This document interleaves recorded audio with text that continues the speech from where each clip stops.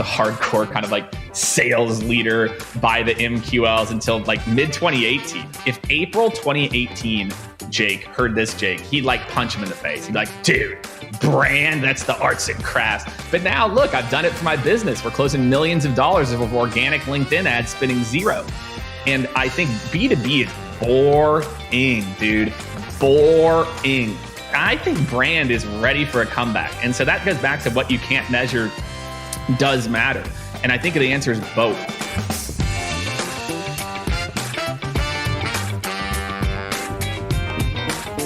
Hi, friends. Welcome to the Sales Enablement Podcast. I'm your host, Andy Paul.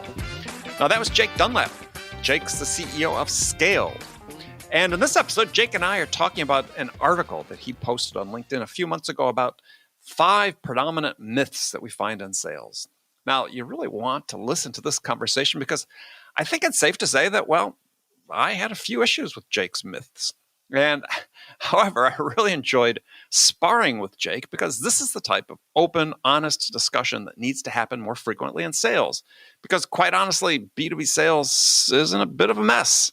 And there are a lot of issues that need to be addressed. And it's only by engaging in these types of open, honest conversations we'll be able to start moving the ball forward. So I really enjoyed Jake joining me for this. So stick around, check it out. Now, before we get to Jake, I want to remind you, though, to subscribe to this podcast wherever you listen to it. And if you subscribe, we'd certainly appreciate it if you could also give us your feedback about how we're doing in the form of a review. So thank you. All right, let's jump into it. Jake, welcome back to the show. Hey, it's great to be here. New home. New home, same you. I love it. New home, same me.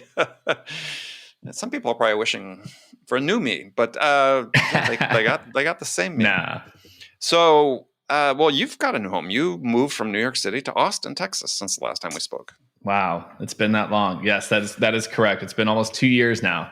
Wow, and it's been great. We're loving it. So, why?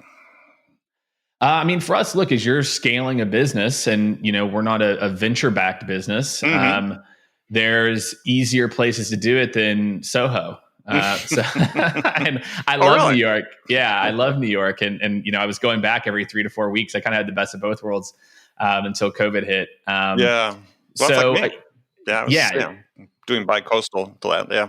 Exactly. So it's kind of nice. So I love New York. I don't know. I'm trying to talk my wife that, hey, if there's some point, maybe we'll be back at some point. But no, Austin's great. Amazing tech scene. Great culture. Just it's an awesome place. And now I feel like everyone, I mean, the amount of the New York and California people coming to Austin is just amazing.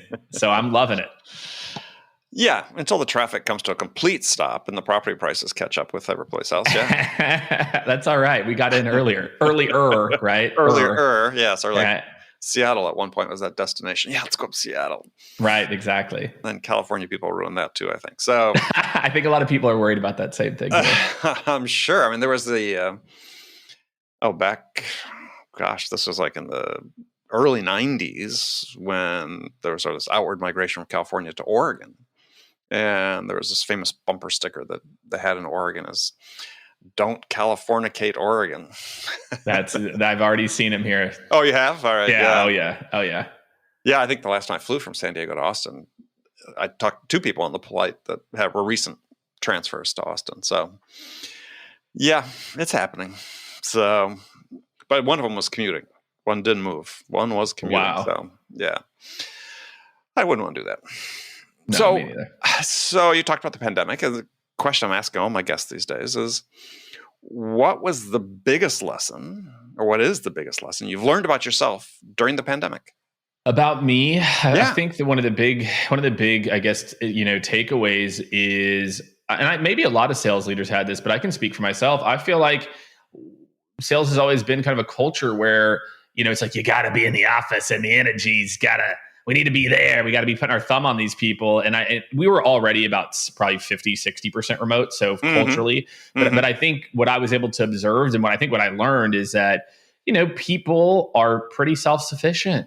If they have clear goals, they can go hit them. So I think the mindset shift away from that an office is necessary to maintain culture, to have fun, to be engaged, to do hard, amazing work is maybe a little untrue, and that there's certainly benefits to face, and we've done a few small things here or there, but I think I've just been amazed at the resiliency of others, and that's really reflected on me and being, how I think even about going forward and building my company. Yeah. So I think there's danger though that a lot of leaders are extrapolating to the long term based on a very small sample size. And it's one thing that when people are forced to work remotely, but I've been reading more and more stuff about this and surveys of CEOs. There's a 2-part thing. I think it was Wall Street Journal last week, interviewing CEOs about this, and a fairly broad consensus that, maybe not everybody's coming back, but we are coming back. 50%, 60%, was oftentimes sort of the number used. And I think that sounds about right. I do too. Yeah, I mean, look at what Yahoo did, right? It was Melissa Mayer, who Yahoo had went to 100% remote call, I believe. Yeah. And again, I could be kind of misquoting slightly. Well, and roughly, then she called them back. Yeah, and she's like, "This isn't working." So we've already seen a big tech company that tried to do it and then realized like, whoa, productivity, et cetera, actually slipped. So I think that's right. I think the new normal is going to be some hybrid approach, where you're in the office for certain days, for certain meetings. You're working from home when it makes sense. It's less of a stigma. I think maybe that's what it's done. It's kind of removed the stigma from it, and the ability of like, if someone's working from home, they're actually, sipping a margarita at 10:30 and golf, hanging by the pool. Yeah, exactly. Yeah. No, morning drinking. Well, that's an idea. I never thought about that. That could be a new habit to start. There you go. My new habit was eating all the things my wife baked during shutdown. So, well, alcohol sales are up 26% during COVID. So I think a lot more people are doing that. Yeah. Well, I may have to go to Betty Ford for my sourdough addiction, but well, that's it. Yeah, that's good. Yeah, I definitely gained the COVID-19. So. Anyway, working on that.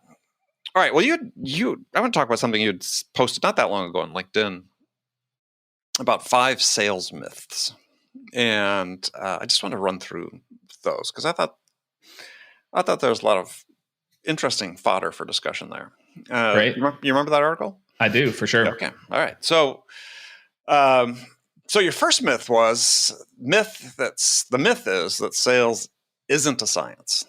So let me ask you the question. Why do you think sales is a science? Yeah, it's a great question. And I'll tell us a little bit of story of how I arrived here. For me, I had done sales in college, came out of sales, worked in professional sports for 2.5 years in sales. I was very successful, top 1 or 2 in both teams that I worked for. Selling tickets and then moving up into sponsorships and big premium seat deals. So I moved up the Tampa Bay Rays, and by the way, this is not the current Tampa Bay Rays. Okay, this is the 03, 4, 5 Tampa Bay Rays, right, which were the worst in baseball. Right. And then the Phoenix Coyotes when 05, 06. And you did this all remote from New York? No. I lived there. You lived there, okay. Got it. I grew up in Kansas City. Go Chiefs, for those who don't know, and then moved to Tampa, then Phoenix for 5 years, San Francisco for 2.5, New York for 6. So I'm originally a Kansas City person. So what I realized, I went to Career Builder, right, in Phoenix. So I left, I got out of sports, and it was like, let maybe think about something different. And I was in my training class. I was the second to last person. I hadn't sold anything, right? And I was like, oh my gosh, I'm Jake Dunlap. I'm God's gift to sales. How have I not sold anything? I can't believe this. And I went to my director, and my director goes, dude, why aren't you reading the script and following the process? I'm like, Evan, I'm Jake Dunlap. I'm an amazing seller. And he goes, dude, do you think we train 1,000 people on this process because it doesn't work? And it was like a light bulb. The light bulb didn't go off. It like exploded in my head. And I'm like, well, probably not. He goes, exactly. He's like, dude, just trust me. That we've laid out this process in a way that is optimized, and and that you'll be able to put your own spin on it, etc. And then I closed 60,000 in new business the next month. Mm-hmm. And it was like, oh my gosh, wait. So there is a right and a wrong way to move people. There's a right way to start a meeting. There's a right order of operations of questions. There's a right way to talk about the product in a way that's, issue then solution based. There's a right way to put together a proposal. And so, and if you couple that's more of like the tactical, like steps in the process. You couple that with the science of psychology, that the way that you phrase things, the subtleties of a pause, when I bring my voice down here, how you tend to lean in. And whenever I talk louder, you tend to. So there's not just a science in terms of the process that you move people through. There's also the science of people. And sometimes I think too much, we think it's all art and made up. Well, it's really not. These are all, people are just executing psychological principles, or they're executing components of a good discovery, just, what is that? Unconsciously competent. Mm-hmm. Mm-hmm. Yeah. I mean, I sort of look at the science a little bit differently, because, I mean, sure, we've got processes. We know that they work to a certain point, right? We know that if we do this, we get a certain result out of it. That's right. And let me just clarify, Andy, because I do want to clarify. The art is the difference between a B and an A player. I can build an army of B players if they're coachable. And that is the difference. But the people who believe it's pure art is bullshit. That it's not. Like there are things that you're doing, whether you realize or not, that are based on best practices, that are based on human nature, that are based on other elements. So I just want to add that caveat, because it is true. There is an art element for sure, but don't get it twisted. The art, making it all art is BS. It's just what separates elite from good. Yeah. I mean, I agree. It's a mix. I'm not sure I know where that dividing line is, quite frankly. Because, we tend to, let's say, take our data that we get from looking at our conversion rates and so on, and there's so much missing context in the data that we draw an obvious lesson from it. But, in the case of your script, let's say, with that you were using, sure, it worked a certain percentage of the time, but maybe a better one would have worked twice as much with better science, right? Absolutely. And so it's there's an assumption when we say science that somehow it's optimized. And I think one of the things we're really missing in a true science thing, and also the psychological, behavioral economics and so on, is those things work a part of the time, right? I mean, they're not, when they did the studies of let's take loss aversion, being one is it's now in the process of being somewhat repudiated. New studies coming out that loss aversion actually isn't a thing. So we have to be careful about what we think is happening with the customers. I wonder, it's evolving, right? I think what you're picking up on, it's a really good point, Andy, is customer behavior is changing. Therefore, the things must evolve. And I think our understanding is changing. I don't know if their behavior is changing. I think it's, can we understand them better than what we thought we knew before? So the science is evolving, whether people are changing or not. That I would say the science is evolving. People don't evolve that quickly. But one thing I'm always sort of curious about is one thing that's really missing in sales from like a science standpoint is, we've never done wide scale sort of controlled double blind studies of sales. Like we would do for new medications or something, to show that, the efficacy of specific actions in certain circumstances, that something, conducted with rigor, because what we have that passes for research today in sales is all self-reported behaviors, not observed behaviors. And we sort of pass those surveys off as science. I'm like, well, that's not science. That's just somebody saying this is what they do. Yeah, which we know that there's issues with that too. Well, look, the more artistic we make sales, the more job security and the more money we make. The sales has a perverse incentive to not be a science. Sales has a perverse incentive to not be systematized. The second we admit that there's a process, the second that we admit that there's a standardized way, like gap accounting, to actually do sales, that you're right. But again, keep in mind, that's a difference, like, between a good accountant and a great accountant. And and when I talk about the science of sales, I'm not talking about great accountants. I'm talking about good accountants. They all follow GAAP. They all follow the exact same accounting principles. Okay. In sales, we refuse to believe that this could possibly exist when in reality it does. And let me just I'll just walk you through it very plainly. Sure. Here's a sales process for B2B. And my friends, I want you to hit pause after this. And then I want you to go really look through your last 10 deals, close one, close loss, and tell me if this isn't exactly what happened. Okay. Step one, there's two phases, two ways you get in. One is through a decision maker or higher level, one is below. I'll start with the end user. The end user, you get somebody who's somewhat interested. You go through, you do a high level discovery. Oh, wow, Susan, this is interesting. Guess what? Then what do? They get more people on their team. Then you do a broader demo to that broader group. Then the goal is to then get a meeting with their boss to decide if there's budget to be able to move forward. Then you get buy-in from the boss to do some type of proof of concept. And only if it's successful, then we'll move forward with something larger. Then you go back to the end user and you walk them through it. You run a very successful proof of concept over 30 to 60 days and you close the deal. Or you go in through the decision maker. And after the first call, you say, Roger, next steps, I'm going to set up a meeting and a demo with your frontline people, make sure it's something that they love. Then you do a demo with their team. Great, it's something they love. Now you come back to Roger and you talk about budget, and then you move forward into proof of concept and you set clear KPIs for success and you move forward. That is sales. And literally almost every deal, like an accordion, it's a little bit longer. There's more stakeholders if it's enterprise, and it's shorter if it's, you could condense some of those steps as the end user and decision maker in a transactional sale. That is sales. Every time. It's that pattern, right? And I'm talking about software sales, but manufacturing, there's just mutations for other versions of this. But that is, you can boil it down to that in almost every case. There's just mutations of that original blueprint. Well, but that's a very sales-centric way to look at it. So, I mean, take the Gartner chart on the buyer journey. It's how people buy. Well, but look at how's that aligned though with what, let's say, Gartner put out in their buying journey study that came out 2 years ago, that if you saw what they call their spaghetti diagram with a very complex diagram of the buyer's journey, but its core were 4 jobs that buyers accomplish. Problem identification first. Yes, second, that's a discovery meeting. Solution exploration, which is identifying the alternatives for how they can. 3, choosing a path to follow. 4, selecting a vendor to follow that path with. It's identical. It's literally identical. You run a discovery. Is there here's something next?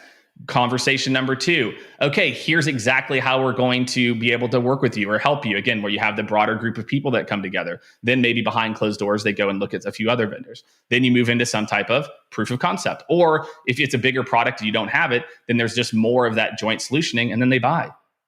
It's the same. Okay. Do you start at the top or do you start at the bottom? Either way, I need to get these people to love it and make sure that they see utility in it. I need this person to understand the bigger picture benefit of this.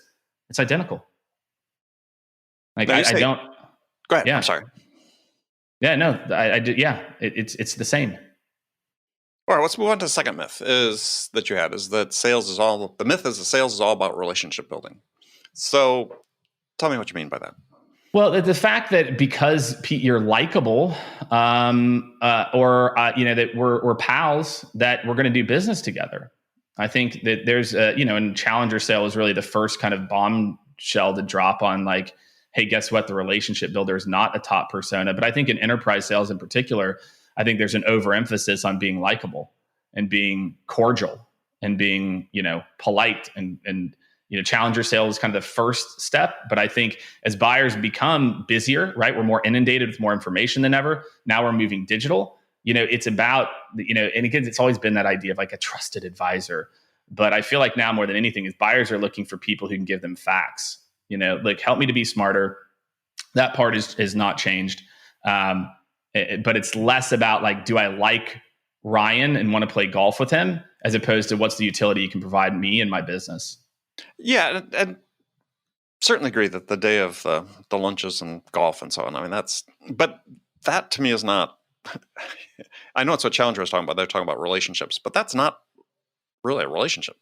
And by virtue of being, if you look at what just the definition of a relationship is, the way in which 2 or more people are connected. If you're dealing with a prospect, you have a relationship with them. It's about functional relationships, a relationship of utility. But when I hear, when I hear people talk about relationship, is what is the relationship? You're in a relationship with a person if you're selling to them. You're in a relationship. You're not friends. But why are we trying to tell people it's not important? Because actually I'll disagree with you on the likability. I think in an absolute sense, do you need to be likable? No. We all know jerks that have gotten orders. But I think it's silly, actually, to tell people they shouldn't try to be likable. Of course you should try to be likable. But that's sort of what's coming across as it's a myth. But that's not why they buy. They don't buy because they're likable. Whoa. How do you know? How do you know? So let me ask you a question. Yeah. On your last deal that you won, what was your margin of victory? How much did you win by? Quantify it. How much did you win by? 1%? 2%? Are you talking 10%? About how much did, like, compared to the competition? Yeah, if you won by the competition, and even the competition was status quo, staying still, what was your margin of victory? Well, why is there a comparison? Well, but here's the thing: is every little thing adds up.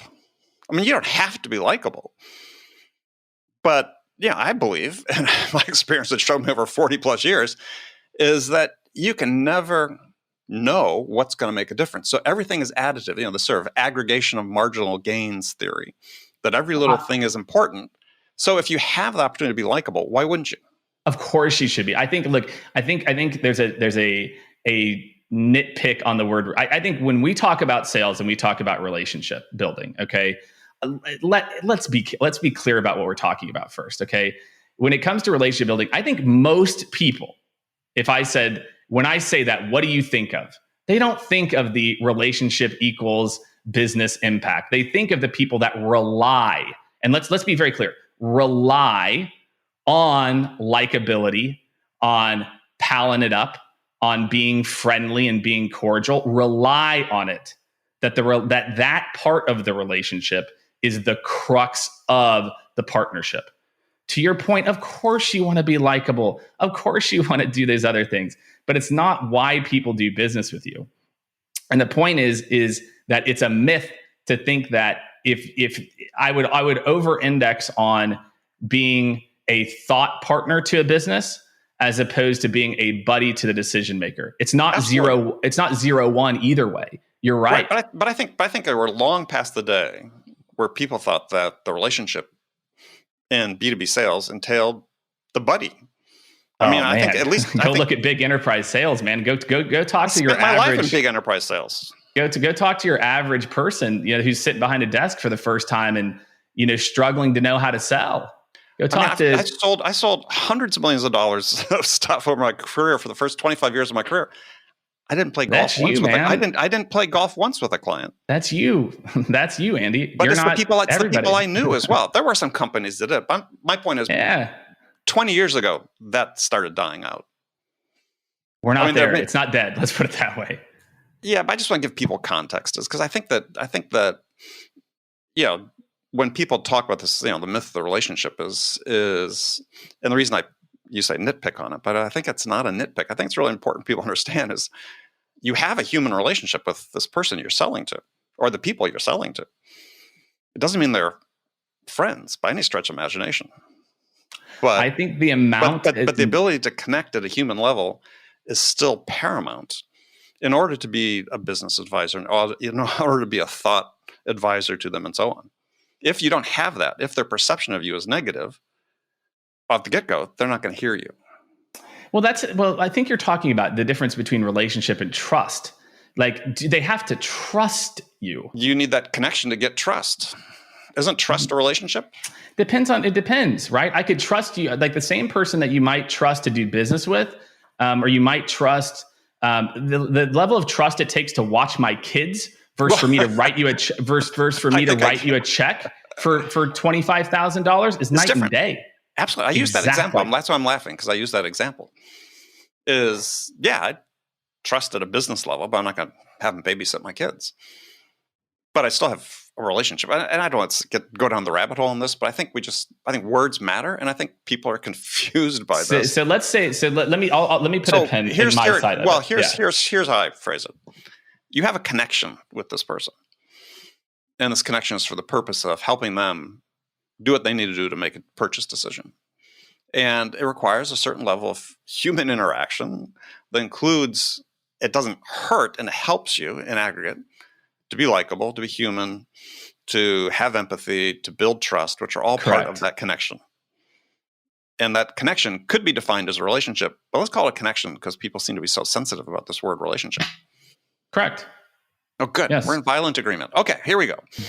On to the next one. I think it's the word relationship. I think if I can, the word relationship in the context I'm using is if you think about a scale of 0 to 100, it's the over-reliance on a personal connection versus business partnership. And that's maybe a better way to define it in kind of going back. And I think the people that took the lead in changing that, starting, I call it 20 years ago, roughly, but were the buyers. And if there's a salesperson who still thinks, to your point, that that's how they're going to succeed, then they're not paying attention to the people they're selling to. I agree. So, all right. Myth 3, you need an internal champion. So why is this a myth? And again, I'm gonna knowing where we went with relationship, I'm gonna go ahead. Don't presume anything here. I'm not presuming. I think let me define it because you're talking. Yeah, this is a 5-word soundbite from LinkedIn, right? So I think it's important to give some context. The point of this is reliance, and I think what I see and observe is that there's a lot of sales methodologies and processes that say, step 2, who's our champion in this? And what I've seen historically in my career is that when you have a true champion, it is awesome. I mean, but guess what? The times that you get that person who literally, it's like once every few years, right? Huge advocate, absolutely. They take you through the process, they tear down. What it is don't rely on other people to do the job for you. And what I mean, and the most common part that this comes up, Andy, is when you put together the plan, you put together the plans for partnership, and then you hand over the keys to some person versus you being multi-threaded within that organization to where you've got people who are advocates. Don't get me wrong. That's good. You need advocates at each level and in different departments. But thinking that a champion is going to get the deal done for you and articulate the partnership is a fallacy.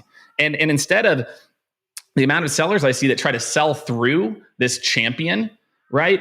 Versus knowing, look, it's my job to get in front of these people versus hand over the keys. So therefore I need to build relationships throughout this at all levels versus expecting my champion to take me to these people. It's the proactiveness that I'm highlighting there. You said you need to build what throughout? Relationships by my definition, not the common definition. I'm just giving you a hard time. I know. Yeah, I agree with you 100% on this one. It's funny you said reliance because that's the way I had written in my notes here. I said, well, yeah, a better way to phrase that is you can't rely on there being an internal champion, nor should you. And absolutely right. So you need, as you said, you need those acumen, you need those skills that enable you to drive the decision forward. Yeah. And I'm not going to rest. I think that's it. I'm not going to rest on the fact that I've got an okay thing here. I'm going to go out and make it happen. I'm going to go get those I'm not going to, just if I don't get the relationship, I don't. And again, I'm talking about larger, deals. And I feel like that's where so many reps fall short. Well, and I think what they do with this idea, and I think this sort of started with the idea of this, research about more stakeholders being involved in a decision. Therefore, it's sort of, there's a mobilizer, but it sort of, defeats this idea of an internal champion is that you still need to go find the person or the people who have the most at stake with the decision, who care most about the outcome, be affected by the outcome. And they may not have the power to be an internal champion, but they will be the advocate, as you talk about. And you need advocates. 100%. Yeah. Yeah. No, I agree with you 100% on that one. Okay. Myth 4. If it's not directly generating leads and conversions, it's not worth my time. So we're going to spend some time on this one. Let's do it. Yeah. So tell us what you mean by that. Oh, man. I'm with you on this one. So I don't know where it started. No. I'm not where. I don't know where it started. Well, maybe predictable revenue. And I love Aaron, and Aaron and I actually caught up last night, and I've got it. But I really feel like it was right until it wasn't. And and I mean, obviously he's written follow-on books as well too. Sure. But what happened is we started to simplify sales to, if you get X widgets, it equals Y whatevers to Z whatevers to X deals. Yeah. And math. And that Just math. It was math, because, and I think this is the variable. If you're a marketer, sales leader, I really want you to pay attention to this. It was okay to look at it that way when the activities, the first component, the very first thing, was a one-to-one, not interaction, when that correlated to a sale. What do I mean by that? When an activity, every email, every call, every inbound lead was someone who you were trying to set a meeting with, right, or came in expressing interest. Right. If every activity, but guess what today? We're asking sales reps to post on LinkedIn. We're asking sales reps to send videos. We're asking reps to do things that either can or can't be tracked. And we're compensating. So that's problem one. And before I go on, I'm going to go into the comp as the other part of this problem. Sure. But that's one. And let's sit, and we can sit here and talk about this, is that it used to be like that. But now we're the outbound efforts, and I'll talk about outbound in particular. Mm-hmm. The same goes for inbound. People that think, let's go back to 2010. How many people were producing ebooks? Not as many. So guess what? When someone downloaded it, maybe they had a higher intent. Now, every day there's 2 million blog posts published. How many ebooks? I don't know, 10,000, 5,000? I don't know. And so the intent of humans has now changed so wildly that the one-to-one-to-one of activities versus outcomes as a predictor of sales is gone. Right. And we've got to move away from purely tracking and thinking that if we just hammer the more button, that it's going to put out more sales, because the equation's broke. Which is still the primary MO for more most SaaS companies. Yes. More. I can't tell you. I mean, how many SDR teams? I was talking to an SDR. I won't mention the company, but they were doing a blitz at the end of the month, and they're rewarding because Susan made 700 activities. Yay, Susan! Mm-hmm. She hated her job. She didn't life. Still finished second. And man, what happened to being clever? God, it's right. So we're pushing all of our clients to measure first outcome, which we call a meaningful conversation or interaction. Mm-hmm. And you can define it however you want. It could be you're in the process of booking a meeting, someone directs you to the right person. There's a bunch of different ways, and really it depends on your business, but start tracking that instead of the, and then that to meetings ran. Then you get back to that one-to-one, and then the equation becomes smooth again. But I want to encourage teams to be creative too. I was going to say, just a simple illustration I used for that is, someone said, somebody's making 50 calls a day. So, they're being productive, or if they make 55, they've increased their productivity. And I'm like, well, if you had a factory that was building a widget and you built 100 widgets an hour, but 50 of them had to be thrown away because they didn't work, is your productivity 100 widgets an hour or 50? And it's same with our leads is, why are we measuring, to your point, I think, as leads if they don't have a productive outcome? There you go. Now that goes to the second part. Yeah. Marketing is compensation. Marketing is being compensated on MQLs and SQLs. Mm-hmm. So guess what that incentivizes? Jam it through. If marketing's main compensation, and by the way, this is not marketing's fault either. Sales, so by no means am I saying that. I do think that marketing and sales should both be tied to revenue. But marketing has been, so this goes back to my whole point. Marketing has been told, throw out brand, throw out PR, throw out, all the things that made that were the other side of the coin. And it's so funny. I tell this story too, because I was a hardcore kind of sales leader by the MQLs until mid 2018, until literally. And I tell him, if April 2018, Jake heard this, he'd punch him in the face. He'd be like, dude, brand, that's the arts and crafts. But now look, I've done it for my business. We're closing millions of dollars of organic LinkedIn ads, spending zero, right? And I think B2B is boring, dude, boring. And I think brand is ready for a comeback. And so that goes back to what you can't measure does matter. And I think the answer is both. That we need to change marketing's incentives to be aligned. We need to change SDR incentives to be aligned with sales. We need to change sales attitudes about if it's not perfectly wrapped up in a bow. Like, dude, that's your job. Create, exactly. Man, maybe you're familiar with the term create the need. Guess what? If it was called information giving, I'd slash your salary by 66%. And so we've got to have kind of a reckoning here of like common sense and getting these organizations between marketing, sales development, and sales aligned around the common goal, which is revenue, and really treating these groups how to work together. And that does start at the top, and it starts with compensation. That if each group is compensated for just their one part of the widget, it's the same reason you have friction between sales and customer success. Salesperson doesn't care. They're jamming the deal through. Somebody churns, who cares? I got my commission. We're trying to push our clients to where a rep gets 80% of their commission on deal close, 20% on power usage. I think every single sales organization that has a handoff model should use that.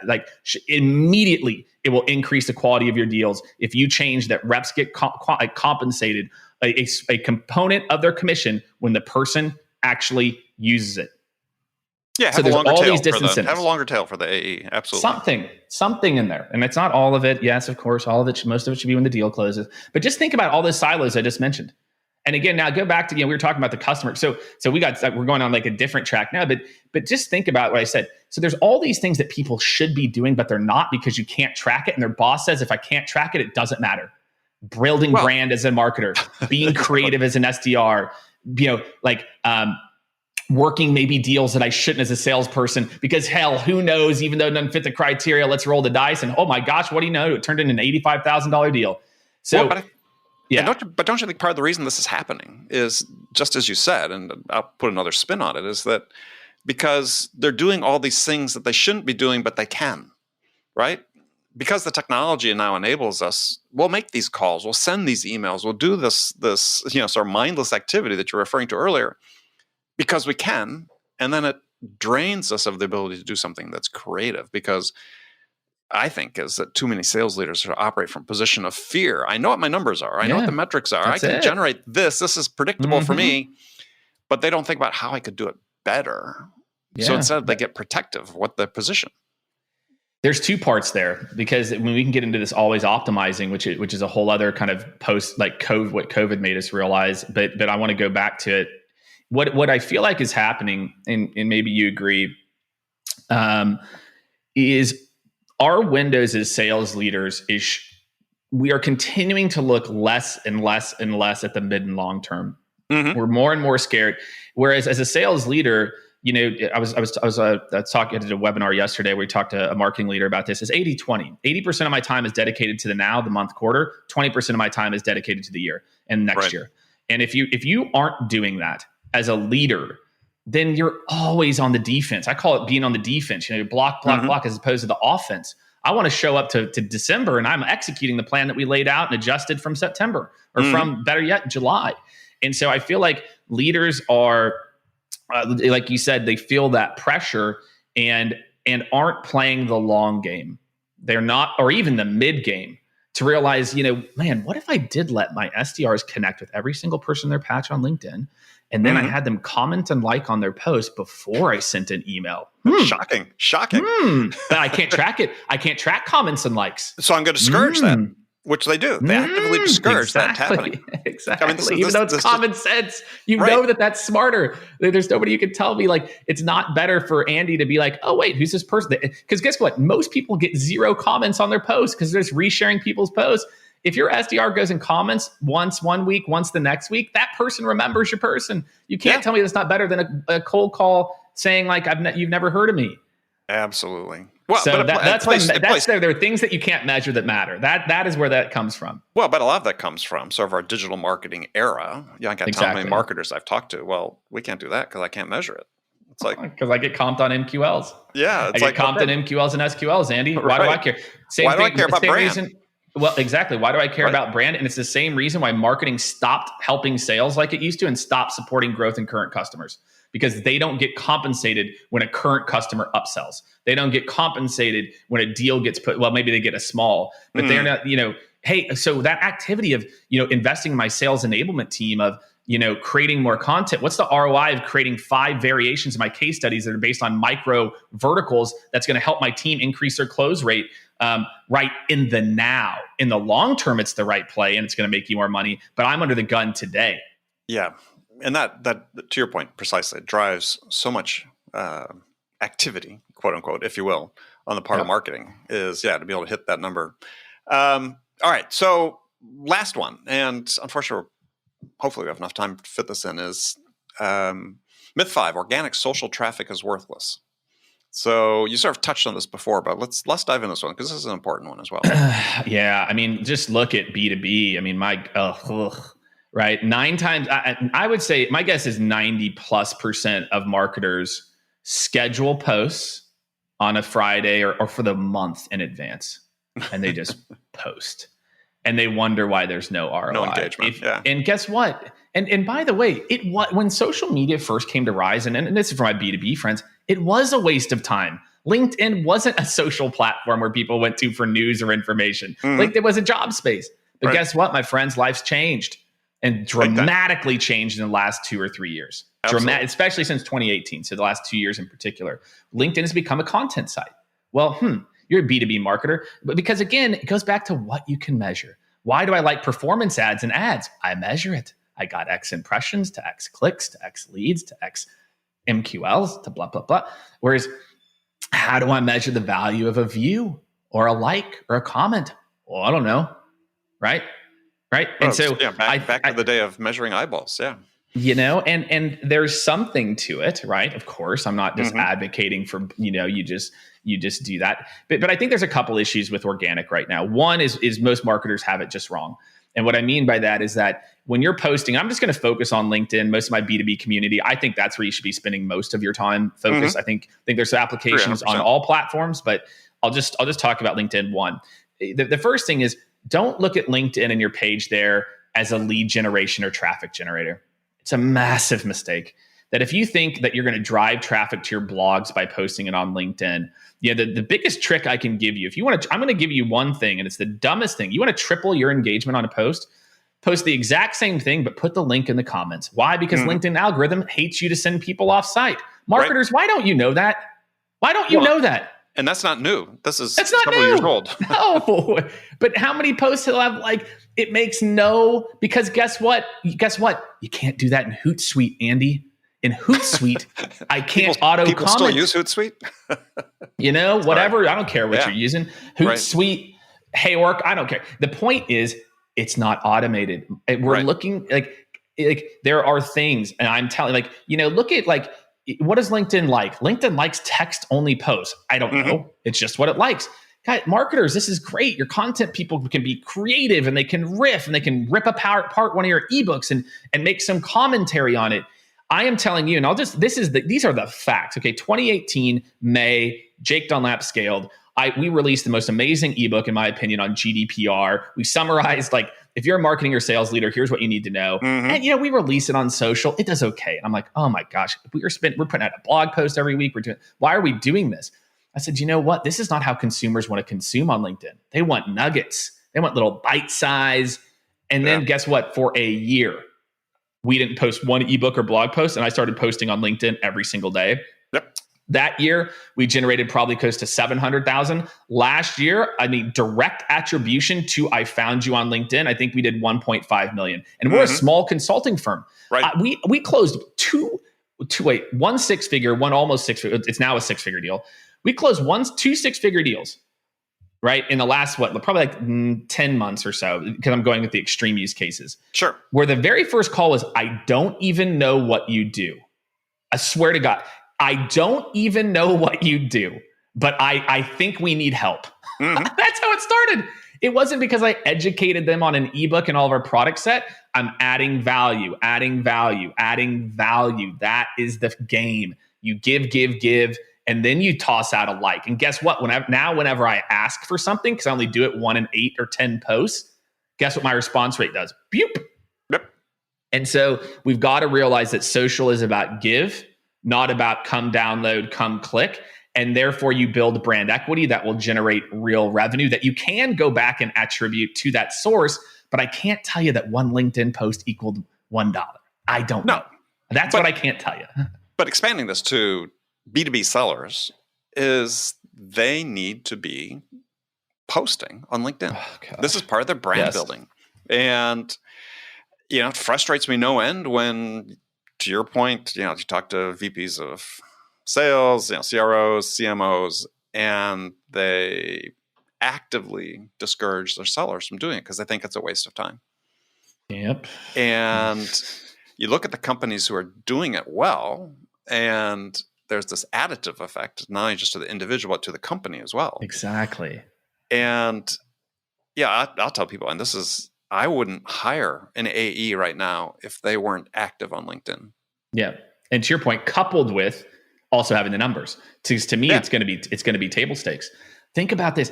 If I was told some of this, if I was an SDR, I would destroy everybody. I already know it. All I would do is cold calls and LinkedIn. I would go like, comment, and then I would call you and say, hey, Andy, look, you popped up in my feed a couple of times.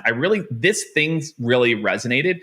Based on that, here's what we're doing here. Is it okay if I send you some details? If it makes sense, we can set up time. Does that work? Boom. Yeah. Boom. Human connection with a comment, human connection with a comment, human connection with a voice. Going back to your point, the human is the main thing left in sales. Right. But again, I'm talking about, but then I saw something that was business value, et cetera. So I feel like but guess what? As an SDR, I had to give this advice. I said, look, wake up early in the morning at 7:30 a.m., make all your fake ass cold calls. Sorry, Andy, you might have to bleep that. And then just go do what you should actually be doing. Like that's my advice to most SDRs. Whatever the dumb metrics your boss gives, go do that in the morning. Bang, bang, bang, bang, bang, bang. And then just go put your common sense cap on and go to work. That's great advice. Great advice. Oh, man. Use Ring DNA to make your... No, I'm kidding. Absolutely. Of course. That's the must. They've already heard the ad so far, but now exactly. There may be 2 ads by this point in the episode. So I love it. And Andy, I want to thank you, man. Let me tell you real quick, because I know we're wrapping up. Yeah. I want to thank you for the conversation on the relationship. I get on so many of these podcasts, and it's just this, oh yeah, Jacob, this is good. This is the stuff people need to hear, because when people go out and pontificate and you can't have a dialogue about it, that's a problem. And that's a problem on LinkedIn right now, is that it's all a bunch of violent agreement and not enough discourse. And discourse is healthy, because there's people out there that are listening. And because of the way that we went back and forth, they're like, oh, so relationships are good, because I really like the way that you defined it, and it kind of, okay, next time I'm going to put a little tweak on the way that I describe it. But Andy, I really appreciated it. And I want you to know that it's important that we talk about these things and we have discourse, so things, we change and we get better. Well, I agree 100%. And I appreciate the fact that you are so thoughtful about it. I follow you on LinkedIn. There's not many people. Well, as you said, people are pontificating without thinking about it. And you've actually put the time and effort clearly into thinking about it. And that's what we need. We need more voices like that in sales, because it's going to change. And let's drive the change. I appreciate it. Jake, been a pleasure. If people want to contact you, how can they get hold of you? LinkedIn is, as you know, probably a good place. I didn't have to say that. Type in Jake Dunlap on the first thing. The other thing is, look, we've invested a lot in YouTube. So just type in Jake Dunlap sales. And then look, if if there's something that registered here, look at Scaled, we are focused on helping organizations to optimize and standardize best practices and keep that always optimizing mindset. We've started to hint at it, but that's such a critical thing that I think that we do differently than other consulting firms, is we're focused on modern optimizing. And so hit me up, Jake at Scaled, SKALED.com. But again, if you're interested in the content, go to YouTube, go to LinkedIn. I put out everything that I know in my brain. Look, candidly, 99% of people, you don't even need to hire Scale. Just go, if you can piece together, if you have a question, you can piece together the same solution. But no, I appreciate it, Andy, and that's where to find me. All right, great, Jake. Thank you so much. All right, thank you. Okay, friends, that's it for this episode. First of all, I want to thank you for taking the time to listen. I'm ever so grateful for your support of this show. And I want to thank my guest, Jake Dunlap, for putting up with me and for sharing his insights with us today. If you enjoyed this episode, please subscribe to this podcast, to Sales Enablement with Andy Paul, on iTunes, Spotify, or wherever you listen to podcasts. And if you could also leave us a rating or a review, let us know how we're doing, well, we'd certainly appreciate it. You can do all that on your phone in less than a minute as soon as this episode is over. So thank you so much for investing your time with me today. Until next time, I'm your host, Andy Paul. Good selling, everyone.